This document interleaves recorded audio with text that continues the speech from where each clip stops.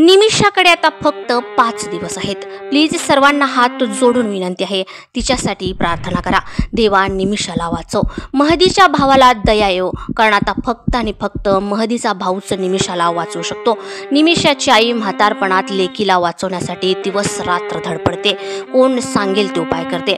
तिने निमिषाला वाचवण्यास आपलं घर दारही विकलं, पण निमिषा प्रियाच्या गळ्यात अजून तरी फासाची दोरी तशीच लटकून आहे. खूप पैसा मिळवल्यावर सुखात आणि ऐश्वर्यात राहून घरच्यांनाही चांगलं सांभाळू असं वाटणाऱ्या निमिषाने आधी भारतात नर्सिंग कोर्स केला. ओळखी पाळकीच्याने सांगितलं, यमनला जा, तिथं भरपूर पैसा भरपूर मिळवल्यावर केव्हाही गावाकडे परतता येईल. निमिषा यमन या देशाला गेली. यमनमध्ये भारतीय तरुणाशी तिचं लग्न झालं. तिला एक मुलगीही आहे. म्हणजे निमिषा नोकरीबरोबर सुखाच्या संसारात पडलेली.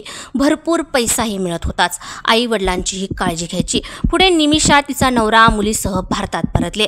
भारतातच थोडे दिवस गेल्यानंतर निमिषाला वाटलं, यमन या देशात इथल्यापेक्षा 3 पट पैसा मिळवता येतोय, म्हणून ती पुन्हा यमनला गेली. नवरा मुलगी भारतातच राहिले. तिथे बऱ्याच हॉस्पिटलमध्ये तिनं काम केलं.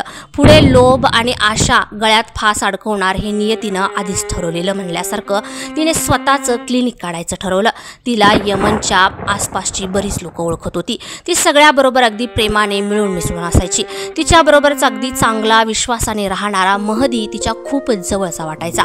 यमन सरकारच्या कायद्यानुसार कोणत्याही बाहेरच्या व्यक्तीला यमनमध्ये कोणताही व्यवसाय सुरू करायचा असेल तर त्या व्यवसायाचा भागीदार म्हणजे पार्टनर यमन नागरिक असावा. महदीनेही अगदी निमिषाबरोबर प्लॅनिंग करून चांगल्या भागीदाराप्रमाणे क्लिनिक काढायच्या परवानगीसाठी अर्ज केला. महदी हा तरुण यमन नागरिकच होता. आता प्रश्न होता, महदी आणि निमिषाचं नातं काय? त्यांनी रजिस्टरसाठी सांगितलं, आम्ही नवरा बायको आहोत. निमिषाचा महदीवर खूप विश्वास होता.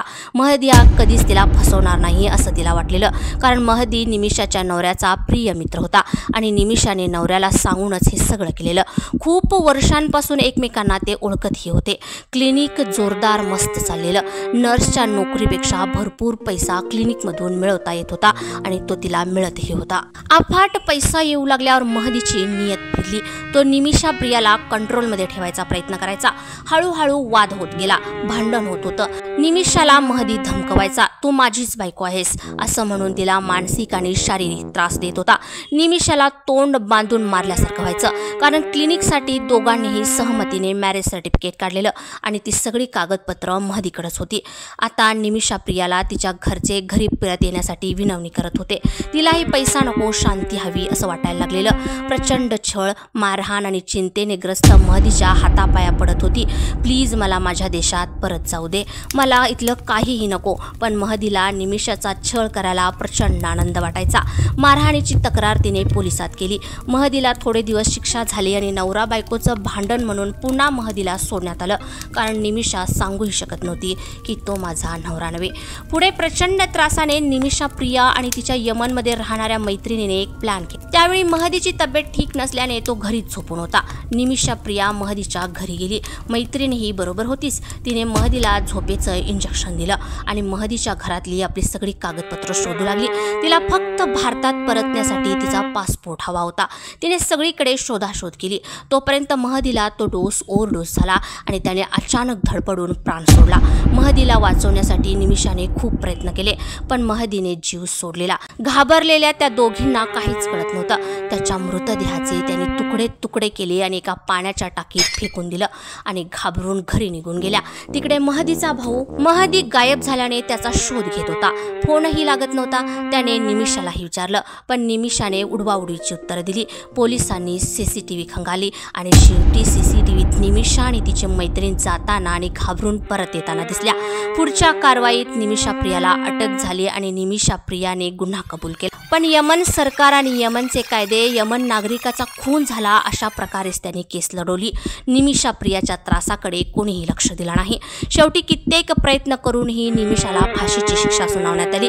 भारताच्या सरकारनेही निमिषा प्रियाला वाचवण्यासाठी आटोकाट आणि प्रचंड प्रयत्न केले. 16 जुलैला तारखेला निमिषाच्या फाशीची तारीख ठरली असून निमिषाची आई आणि सामाजिक कार्यकर्ता सॅम्युअल यमनमध्ये ठाण मांडून आहेत. राष्ट्राध्यक्षांनी क्षमा करण्याचं धुडकावल्यानंतर आता एकच उपाय, महदीच्या घरच्यांनी निमिषाला माफ करावं. महदीचं लग्न नसल्याने हा सगळा अधिकार महदीच्या भावाकडे आहे. त्याला निमिषाला माफ करा, वाटेल तेवढे पैसे देऊ अशी विनंतीही केली. त्याने या विषयावर बोलण्याचंही टाळलं.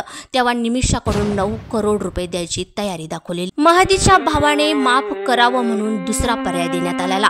यमन सोडून महदीच्या भावाला तो सांगेल तिथे स्थायिक करून कायमचं सेटल करू. त्याने तो पर्यायही धुडकावला. महदीच्या भावापुढे तिसरा पर्याय दिला, तुला स्वतःला किंवा तू म्हणशील त्यांना जगातल्या मोठ्यात मोठ्या हॉस्पिटलमध्ये ट्रीटमेंट देऊ, जीवनभरात केव्हाही आणि तू म्हणशील तेव्हा.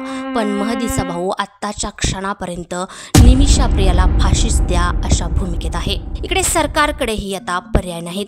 देवा निमिषाला वाचव. अजून 5 दिवस आहेत. सगळे पर्याय भारत सरकार आणि यमनमध्ये राहणारे भारतीय नागरिक शोधत आहेत. आई तर वर्षभरापासून तिथेच लेकीसाठी तडपडते. पैसा पैसा आणि पैसा. तुम्हाला काय वाटते कमेंटमध्ये नक्की सांगा. लाईक, शेअर आणि सबस्क्राईब करायला विसरू नका.